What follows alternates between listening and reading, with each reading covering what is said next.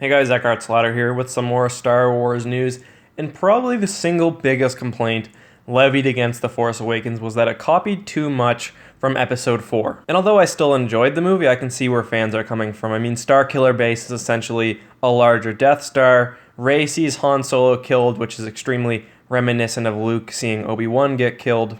There's a desert planet, and they manage to destroy the enemy's superweapon just seconds before being annihilated. I mean, yeah, there's definitely some similarities there. So, of course, the same criticisms have been levied against Episode 8, despite the fact that we know really no confirmed plot points, and all we really have to go off is the trailer. People have been saying, oh, get ready for Empire Strikes Back Volume 2.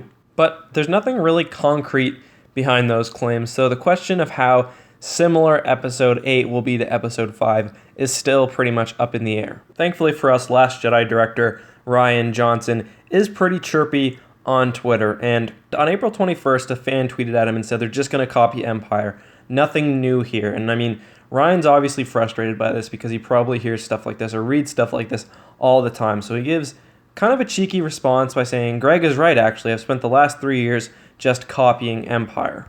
And this is very clearly sarcasm, and it seems to me like a little frustration coming through because he's not going to want to make a movie that's just a copy of another. And I can kind of understand why The Force Awakens did what it needed to do, because it needed to get fans, especially fans of the original trilogies who were a little disillusioned by the prequels, back on board with the franchise.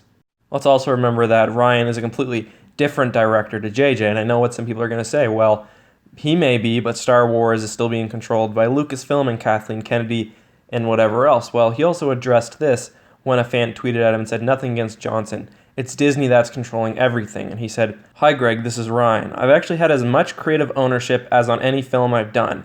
Don't know if you'll like it, but it's me. And that, again, is kind of reassuring. It shows that, he is going to put himself out there. And we've seen this with other movies he's done. Like Looper, for example, was really unique. And I haven't seen anything like that in contemporary science fiction. And he's a huge Star Wars fan. I mean, you could tell it at Celebration that he wants not only a good movie, but a good Star Wars movie. And I think he knows that as fans, we don't want to see another reiteration of The Empire Strikes Back. Anyways, guys, that's all for today. I know a few of us, not myself, but I know a few of us did get a little worried when we saw this shot of the ships flying across the new planet with the walkers in the distance and said, oh boy, this is just going to be a derivative movie. But what do you think after hearing his comments? Do you believe him?